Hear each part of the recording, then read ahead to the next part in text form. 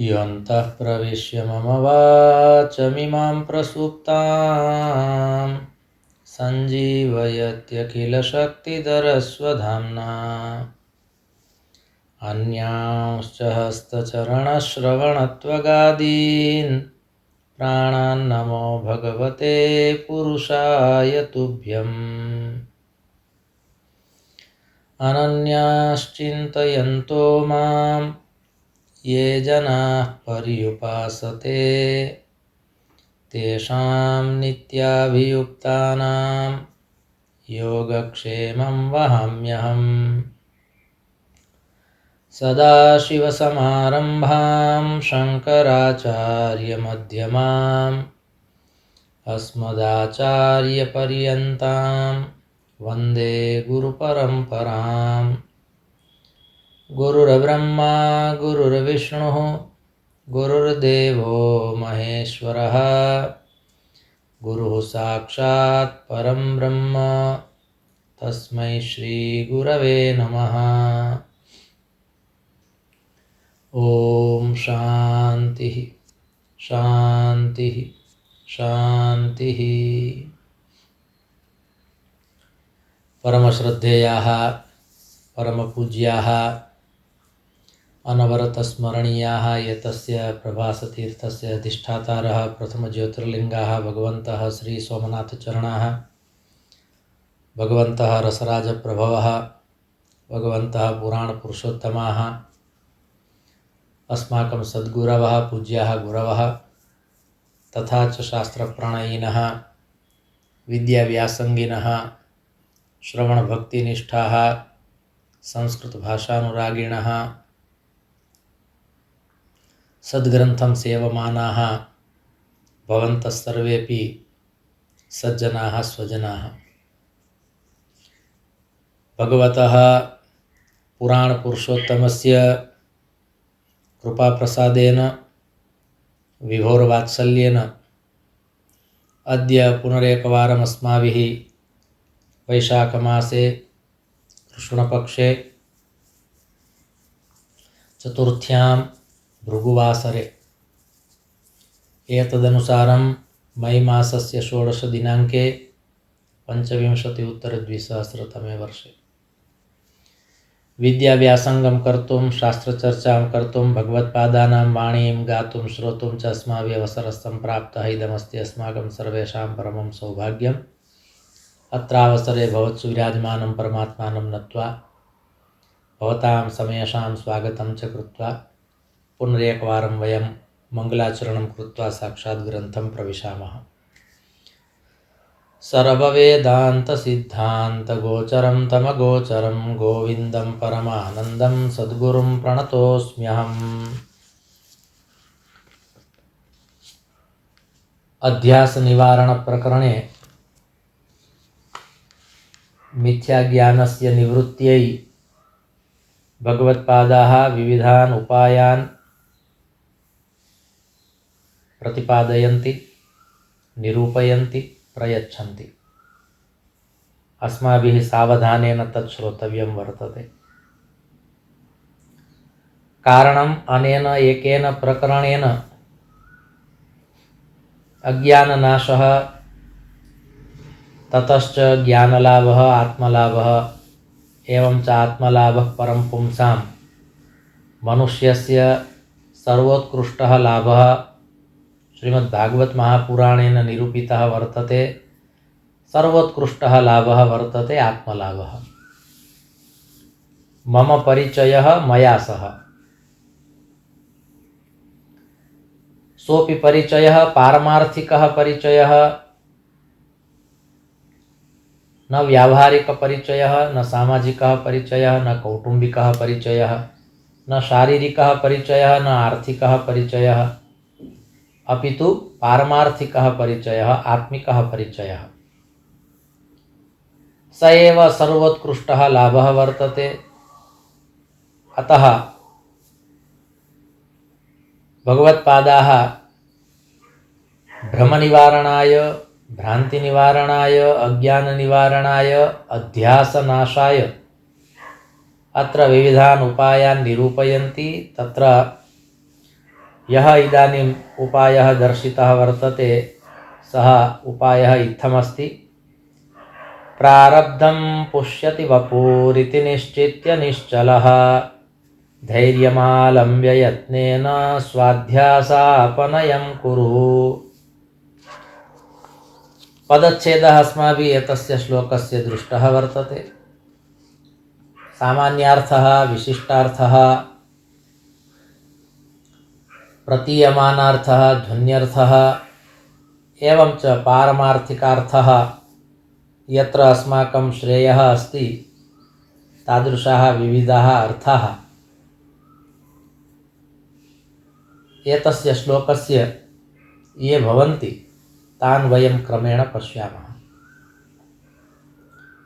तर्हि एकं वाक्यम् अस्माभिः ज्ञातं श्लोकस्यास्य यत् प्रारब्धं वपुः पुष्यति, अर्थात प्रारब्धं भाग्यं शरीरस्य वा शरीरं पुष्णाति, शरीरस्य पोषणं करोति वा शरीरं पुष्णाति, शरीरं पोषयति। तर्हि अस्माकं शरीरस्य झलान्नदृष्ट्या अर्थात आवश्यकता अस्ति शरीरस्य अधिकाधिकं किं, तर्हि एकं तु जलम्, एकं च अन्नं। बाल्यावस्थायां मातुः दुग्धं, तदनन्तरम् अन्नं जलं च, कदाचित् वस्त्रं गृहं च। तर्हि एतत्तु प्रारब्धेन मिलति। भगवत्पादाः कथयन्ति तदर्थं यत्नः कर्तव्यः न भवति।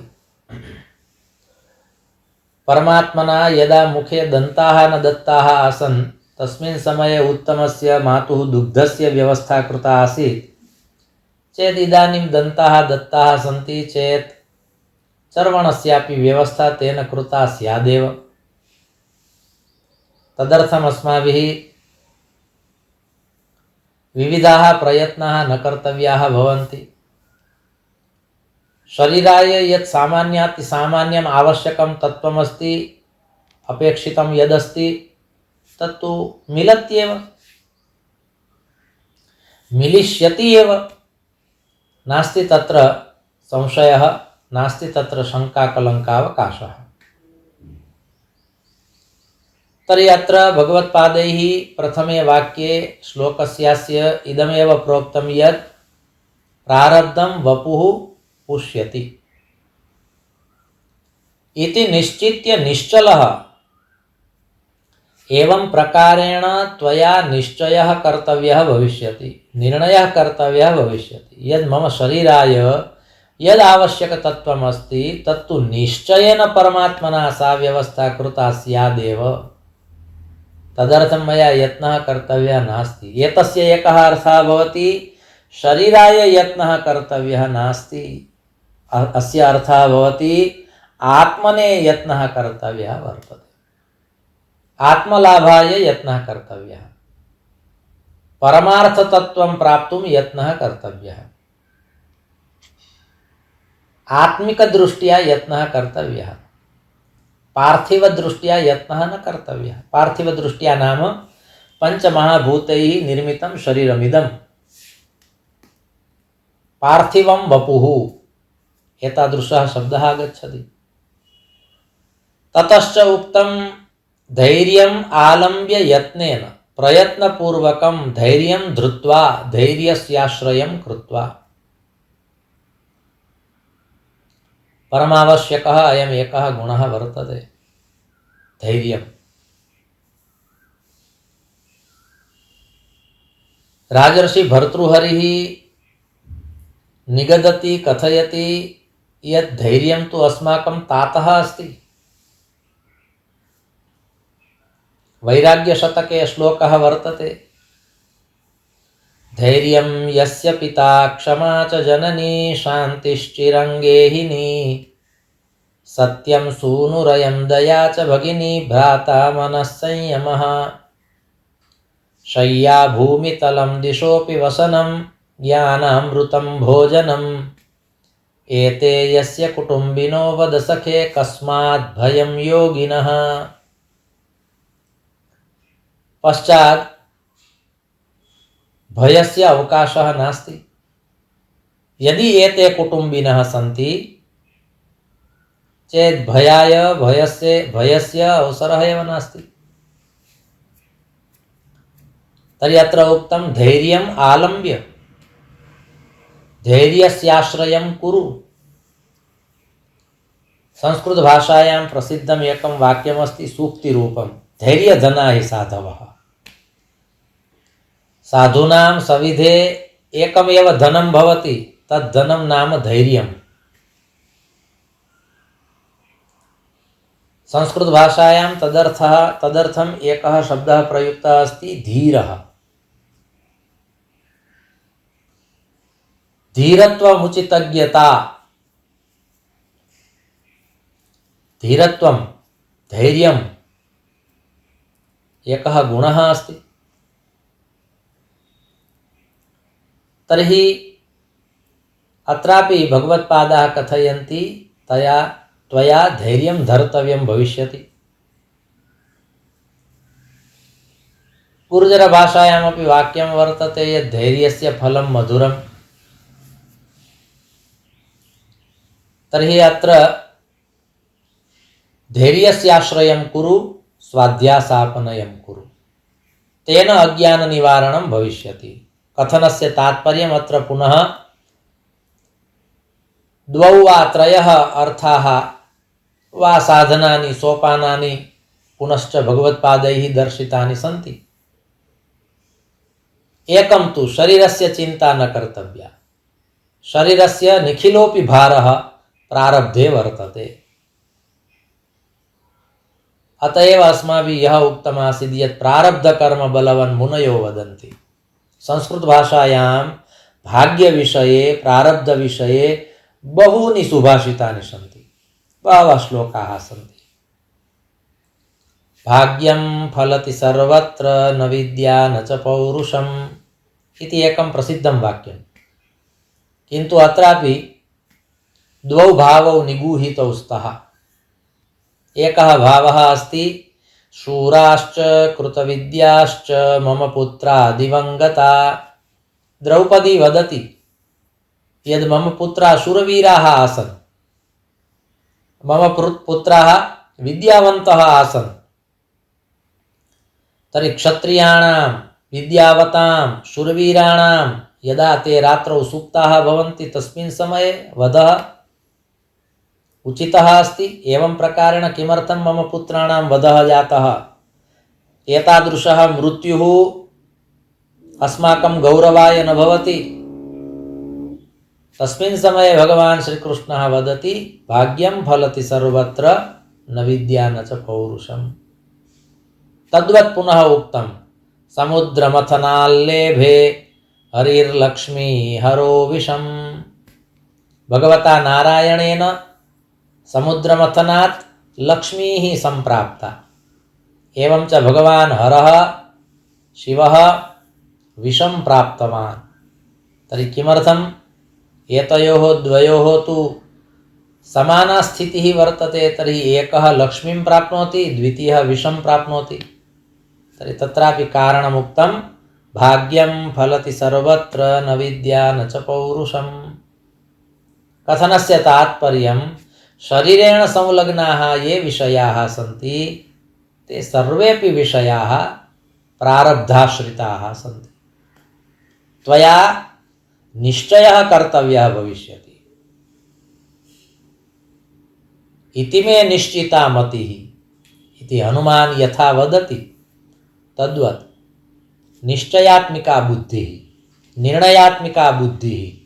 यदा अस्माभिः निश्चयः क्रियते, यदा अस्माभिः निर्णयः क्रियते तदा तत्कार्यं बुद्धेः वा वर्तते इति अस्माभिः अवगन्तव्यं। किन्तु अत्र भगवत्पादाः कथयन्ति यत् शारीरिकी चिन्ता न कर्तव्या। शरीरं शिर्यते इति शरीरं, किन्तु शरीराय यद्यद् आवश्यकम् अस्ति तत्तत्तु तत् त्वया सर्वं प्रारब्धेन प्राप्स्यते, स्वतः प्राप्तं भविष्यति। अयम् एकः निर्णयः कर्तव्यः। पुनश्च द्वितीयम् उक्तं धैर्यस्य आश्रयः कर्तव्यः। तर्हि एकम् आश्वासनं स्वस्मै देयं भवति यद् कालक्रमेण चेत् कालक्रमेण भवतु। अद्य यदि कदाचित् मम अज्ञाननिवारणं न भवति, किन्तु मया अज्ञानस्य निवारणं कर्तव्यमस्ति, अज्ञानस्य नाशः कर्तव्यः वर्तते इति एकः दृढः भावः अस्ति चेत् तदर्थं धैर्यम् आश्रयणीयम्। धैर्यम् आलम्ब्य यत्नेन, अत्र यत्नेन इति बहु महत्त्वपूर्णः शब्दः अस्ति। कारणं धैर्यधना हि साधवः इत्यत्र धैर्यधारणे अपि प्रयत्नस्य आवश्यकता भवति। नान्यथा प्रायः धैर्यस्य यदा यदा फलं प्राप्तव्यं भवति तत्पूर्वमेव धैर्यस्य नाशः भवति। किन्तु तदर्थं प्रयत्नः कर्तव्यः भवति। न अद्य मया धैर्यं धर्तव्यमस्ति, अद्य मया धैर्यं धर्तव्यमस्ति। विकारहेतौ सति विक्रियन्ते येषां न चेतांसि त एव धीरः। कुमारसम्भव महाकाव्ये महाकवि कालिदासः भगवन्तं शिवम् उद्दिश्य कथयति यत् कः धीरपुरुषः, कः धीरपुरुषः। तर्हि तत्र उक्तं विकारहेतौ सति विक्रियन्ते येषां न चेतांसि त एव धीरः। यदि धैर्यं विना धैर्यं धरणीयमस्ति, तद्विना अन्यत् किमपि कर्तुं न शक्यते, तस्याम् अवस्थायां तु धैर्यं धर्तुं शक्यते। किन्तु धैर्यस्य नाशः भवेत्, तदर्थं बहूनि तत्त्वानि साधनानि अस्माकं नेत्रयोः पुरस्तात् समुपस्थितानि सन्ति। तस्मिन् समयेपि यथा श्रीमद्भागवत महापुराणे चतुर्थस्कन्धे दक्षयज्ञविध्वंसप्रकरणे बहूनां समक्षं प्रजापतिः दक्षः भगवतः शङ्करस्य अवमाननं करोति, अपमानं करोति, अवहेलनं करोति, भर्त्सयति, निन्दति। तस्मिन् समये भगवान् शङ्करः अपि किमपि वक्तुं, किमपि कर्तुं, किमपि प्रेरयितुं, किमपि बोधयितुं, निर्णयं कर्तुं, स्पष्टतां दातुं समर्थः आसीत्। किन्तु तथापि भगवता शङ्करेण तादृशं किमपि न कृतं। धैर्यस्य उत्तमम् उदाहरणं यदि मम दृष्ट्या अस्ति किमपि चेत् इदम् उदाहरणम् अस्ति। भगवान् शङ्करः तस्मिन् समये केवलं धैर्यं धरति, किन्तु फलं किं प्राप्तं? तेन धैर्येण सः दक्षः तथा विचारयति यद् अयं किमपि कर्तुं न शक्नोति, अयं मम जामाता अस्ति, सः किमपि कर्तुं न शक्नोति। अतः सः पुनः अधिकम् आक्रमणं करोति, शापं ददाति, सती नाशः भवति, सती स्वदेहं यज्ञे त्यजति। एवं च पश्चात् किन्तु सा एका परमात्मनः लीला आसीत्। भगवन्तं शङ्करं विना यदि कश्चित् यज्ञं करोति चेत् सः यज्ञः नास्ति, यज्ञस्य महत्त्वं प्रतिपादनीयमासीत् इति कृत्वा इयं लीला जाता इति श्रीमद्भागवते ये टीकाकाराः सन्ति तेषाम् इदं कथनं वर्तते। किन्तु तस्मिन् समये यस्मिन् समये भगवान् शङ्करः सर्वं कर्तुं प्रभवति, तस्मिन् समये भगवान् शङ्करः केवलम् एकं कार्यं करोति, धैर्यं धरति। न किमपि उक्तवान्, न कापि प्रतिक्रिया। तद्वत् श्रीमद्भागवत महापुराणे धैर्यस्य द्वितीयम् उदाहरणं वर्तते पञ्चमस्कन्धे जडभरतचरिते। यदा जडभरतः एकस्मात् स्थानात् निर्गच्छति, बहवः जनाः तं पीडयन्ति। तस्मिन् समयेपि जडभरतस्य एकापि प्रतिक्रिया नास्ति। इयं तितिक्षा अपि वर्तते, इदं धैर्यमप्यस्ति। सहनं सर्वदुःखानाम् अप्रतिकारपूर्वकम्।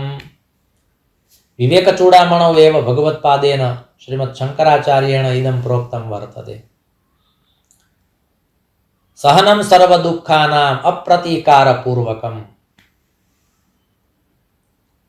तितिक्षा विषये भवतु भगवत्पादैः प्रोक्तं वर्तते, किन्तु अत्र पुनः पंचमस्कन्धे जडभरतः तथा प्रतिक्रियां न ददाति अर्थात धैर्यं धरति। तद्वत् पुनः एकादशस्कन्धे भिक्षुगीतायां वा भिक्षुगीते अपि एतादृशमेव प्रकरणं वर्तते। तत्रापि बहवः जनाः तं पीडयन्ति, किन्तु धैर्यस्य आश्रयं कृत्वा सः तिष्ठति। वाचा प्रतिक्रियां न ददाति। मया एतेषां सर्वेषामपि दुःखानां सहनमेव कर्तव्यमस्ति, प्रतिकारः अत्र कर्तव्यः नास्ति।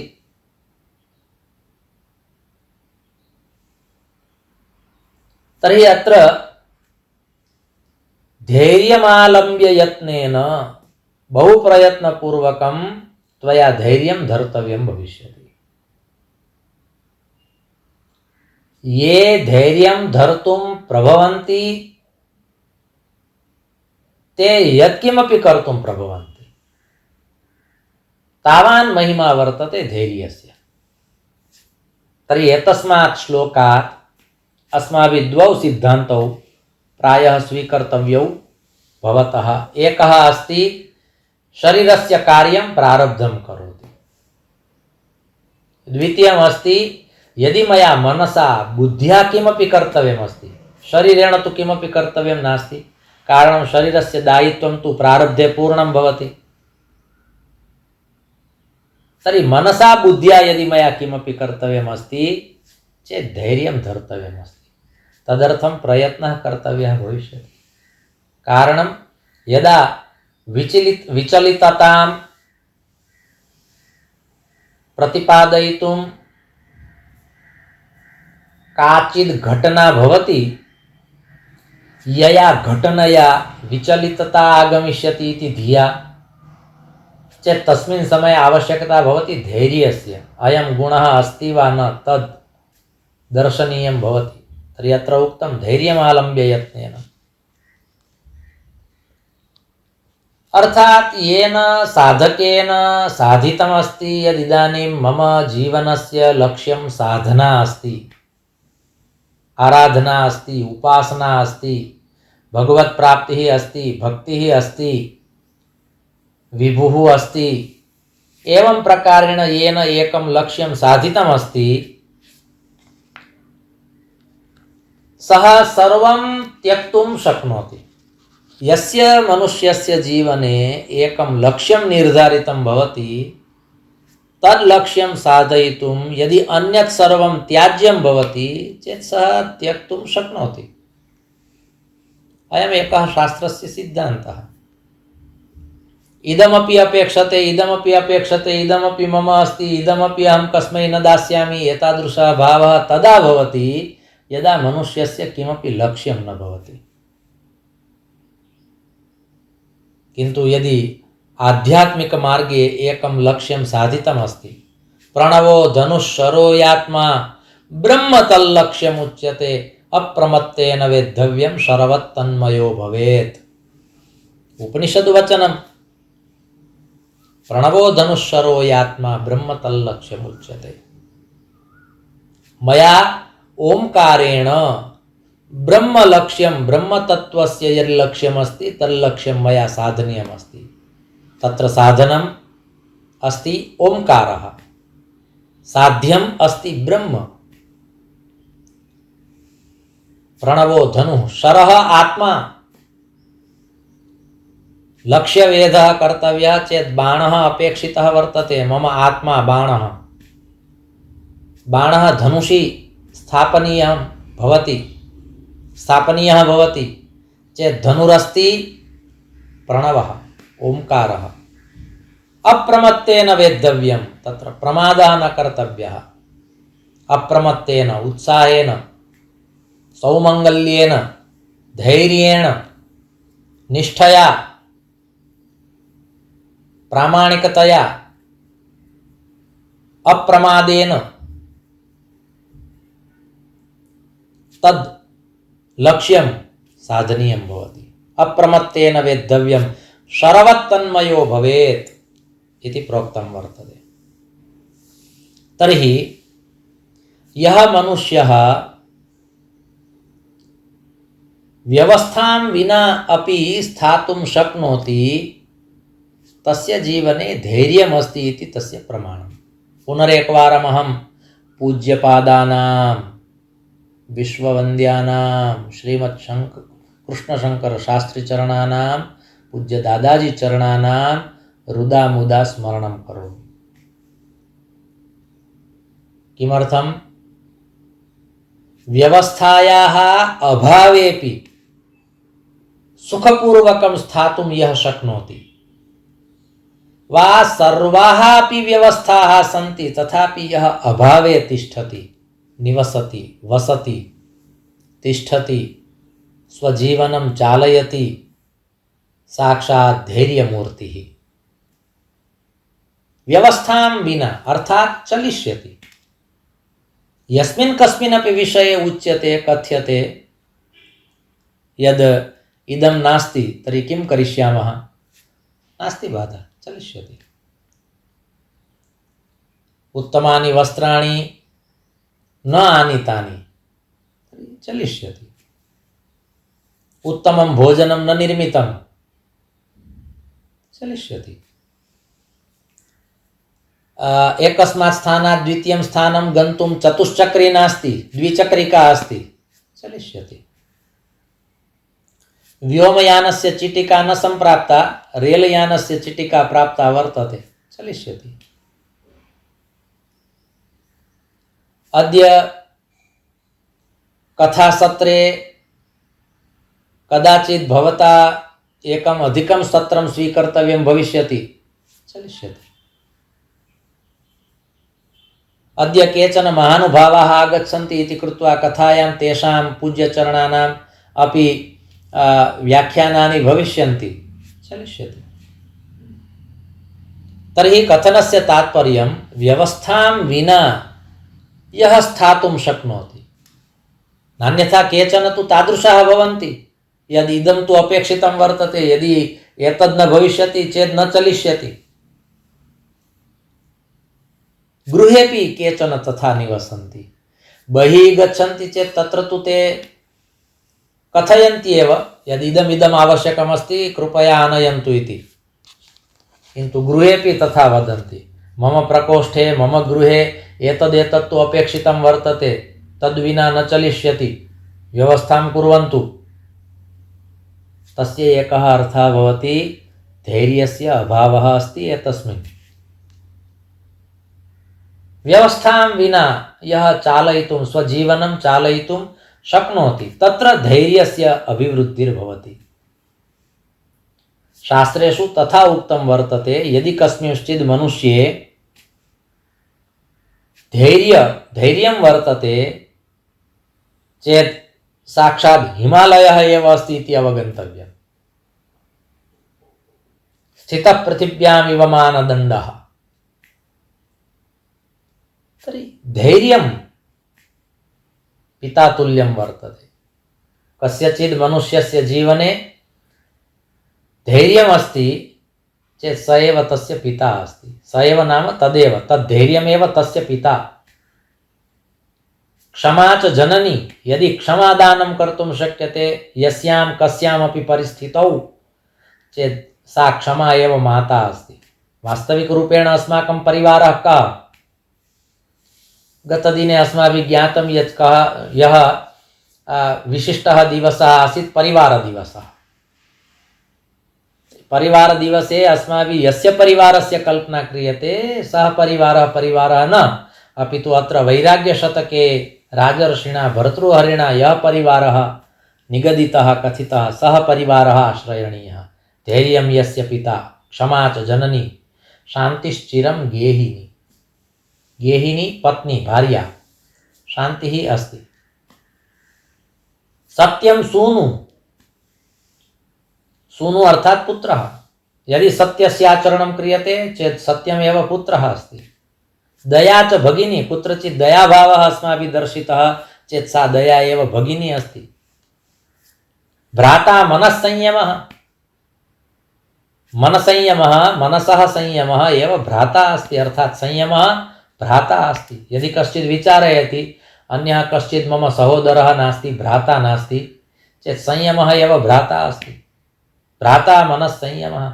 शय्या भूमितलं, यदि भूमौ अपि निद्रा आगच्छति, उत्तमाः पर्यङ्काः सन्ति चेदेव निद्रा आगमिष्यति इति न। शय्या भूमितलं। दिशोऽपि वसनं, सर्वाः अपि दिशः वस्त्राणि सन्ति। उत्तमानि वस्त्राणि अपेक्षितानि न सन्ति। यथा भगवान् शङ्करः दिगम्बरः, दिक् नाम दिशा, तदेव वस्त्रं। शय्या भूमितलं, दिशोऽपि वसनं, ज्ञानामृतं भोजनं। यदि विवेकचूडामणेः एकः श्लोकः मिलति वा द्वौ श्लोकौ, तदेव भोजनमस्ति। ज्ञानामृतं भोजनम्। एते यस्य कुटुम्बिनः वद सखे, हे सखे वद, तर्हि पश्चात् कस्मात् भयं योगिनः। स एव योगी अस्ति, यः योगी इमं परिवारं धारयति वा एषः यस्य परिवारः।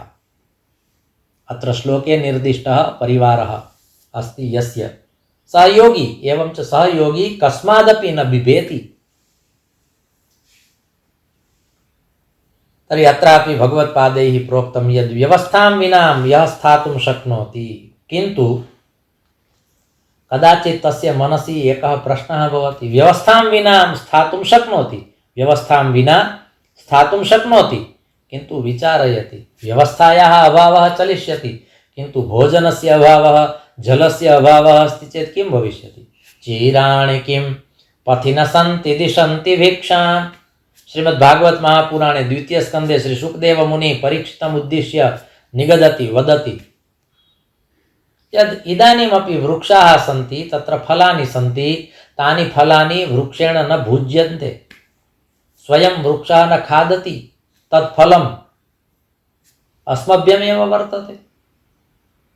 नद्यां जलं वर्तते, तत् जलम् अस्माभिः पातव्यं। जलपातुं पात्रं नास्ति चेत् परमात्मना करपात्रं दत्तं वर्तते। हस्तस्य समुपयोगः कर्तव्यः, जलपानं च कर्तव्यं। तेन प्रकारेण अत्र पुनः सः एकः उपायः दर्शितः वर्तते। शयनाय पर्यङ्कः नास्ति चेत् परमात्मना भूमिः प्रदत्ता वर्तते। शयनं कर्तव्यं चेत् पुनः रात्रौ आवरणम् अपेक्षितं वर्तते, तर्हि परमात्मना आकाशतत्त्वं प्रदत्तं वर्तते। शिरोधानं नास्ति, यदि शयनं कर्तव्यमस्ति चेत् शिरोधानं नास्ति। तत्र श्री शुकदेव मुनिः कथयति अस्माकं हस्तः वर्तते शिरोधानम्, अत्र शिरः संस्थाप्य शयनं कर्तुं शक्यते। तर्हि एवं प्रकारेण व्यवस्थां विना कदाचित् मनुष्यः स्थातुं शक्नोति, किन्तु सः तथापि विचारयति मम भोजनस्य किं, मम जलपानस्य किं। तर्हि पुनः वैष्णवः कीदृशः भवति तस्मिन् सन्दर्भे उक्तं वर्तते, भोजनाच्छादने चिन्तां वृथा कुर्वन्ति वैष्णवाः। भोजनस्य, आच्छादनस्य, जलस्य कदापि चिन्ता न कर्तव्या, वृथा कुर्वन्ति वैष्णवाः। यो हि विश्वम्भरो देवः स भक्तान् किमुपेक्षते। विश्वम्भरः विश्वं बिभर्ति, यः विभुः अस्ति सः सर्वचिन्तां करोति चेत् त्वया तस्मिन् विषये चिन्ता न कर्तव्या। यो हि विश्वम्भरो देवः स भक्तान् किमुपेक्षते। भक्तस्य उपेक्षां कर्तुं सः शक्नोति, परमात्मा सर्वं कर्तुं शक्नोति, किन्तु भक्तस्य कदापि उपेक्षां कर्तुं न शक्नोति। एवं प्रकारेण तत्र प्रोक्तमस्ति। पुनरेकवारं पूज्यपादानां दादाजी चरणानां स्मरणं भवति। का चिन्ता मम जीवने यदि हरिर् विश्वम्भरो गीयते नो चेदर्भकजीवनाय जननी स्तन्यं कथं निर्ममे इत्यालोच्य मुहुर्मुहुर्यदुपते लक्ष्मीपते केवलं त्वत्पादाम्बुजसेवनेन सततं कालो मया नीयते। एवं प्रकारेण यदि अस्माभिः कालयापनं क्रियते परमात्मना इदं जीवनं दत्तमस्ति चेत् परमात्मा एव चिन्तां विधास्यति। किन्तु अस्माकं दायित्वमस्ति साधना कर्तव्या, लक्ष्यं साधनीयम्, आत्मलाभः प्राप्तव्यः। मम आत्मनः श्रेयः कुत्र अस्ति तस्य चिन्ता कर्तव्या। कथनस्य तात्पर्यं शरीरस्य चिन्ता न कर्तव्या। तर्हि अत्र एवं प्रकारेण भगवत्पादैः प्रोक्तं यत् भोजनस्य जलपानस्य व्यवस्था तु परमात्मना कृता वर्तते। संसारे आगमनं चेत् एतत् सर्वं सौविध्यं तु परमात्मना आदौ एव कल्पितं भवति, पश्चात् तव सम्प्रेषणं जातं। किन्तु यदि त्वया कश्चित् प्रयत्नः कर्तव्यः अस्ति चेत् सः प्रयत्नः कर्तव्यः वर्तते आत्मलाभाय, आत्मश्रेयसे त्वया यत्नः कर्तव्यः। यदि तत् कर्तव्यं त्वया सम्यक् प्रकारेण परिपाल्यते चेत् नास्ति कष्टं, चेत् नास्ति चिन्ता। कर्तव्यमेव कर्तव्यं प्राणः कण्ठगतैरपि, अकर्तव्यं न कर्तव्यं प्राणः कण्ठगतैरपि। एवं प्रकारेण भगवत्पादैः प्रोक्तमस्ति। तर्हि आध्यात्मिकं चिन्तनं कर्तव्यम्, आध्यात्मिकी चिन्ता न कर्तव्या। अत्र आध्यात्मिकचिन्ता नाम शरीरस्य चिन्ता। आध्यात्मिकं दुःखम् अर्थात् शारीरिकं दुःखं। तत्र आत्मशब्दस्य अर्थः कृतः वर्तते शरीरं। त्रिविधं दुःखम् अस्ति, आदिदैविकं दुःखम्, आदिभौतिकं दुःखम्, आध्यात्मिकं दुःखम्। तर्हि आध्यात्मिकं दुःखं नाम शरीरस्य दुःखं। तर्हि शरीरस्य यद् दुःखम् अस्ति तस्य दुःखस्य त्वया चिन्ता न कर्तव्या। कारणं तत्तु प्रारब्धाधीनमस्ति, परमात्मना आदौ एव सर्वं तदर्थं कल्पितं वर्तते, व्यवस्था च कृता वर्तते। अतः त्वया शारीरिकी चिन्ता न कर्तव्या, तत्तु प्रारब्धेन भवति। अद्य भवद्भिः तद् भिक्षुगीतम् एकवारं पठनीयं। भिक्षुगीतं श्रीमद्भागवत महापुराणे 11 स्कन्धे यदि अवसरः मिलति चेत्, आज्ञा नास्ति, निवेदनमस्ति। तर्हि प्रारब्धं पुष्यति वपुरिति निश्चित्य निश्चलः धैर्यमालम्ब्य यत्नेन स्वाध्यासापनयं कुरु इति। अस्तु, कालः सञ्जातः। द्वाभ्यां श्लोकाभ्यां सत्रमिदमस्माभिः भगवच्चरणयोः समर्प्यते। धर्मस्य विजयो भूयाद् धर्मस्य पराभवः, प्राणिनां चैव सद्भावः भूयाद् विश्वस्य मङ्गलम्। सर्वे भवन्तु सुखिनः, सर्वे सन्तु निरामयाः, सर्वे भद्राणि पश्यन्तु, मा कश्चित् दुःखभाग् भवेत्। ओम शान्तिः शान्तिः शान्तिः। ओम।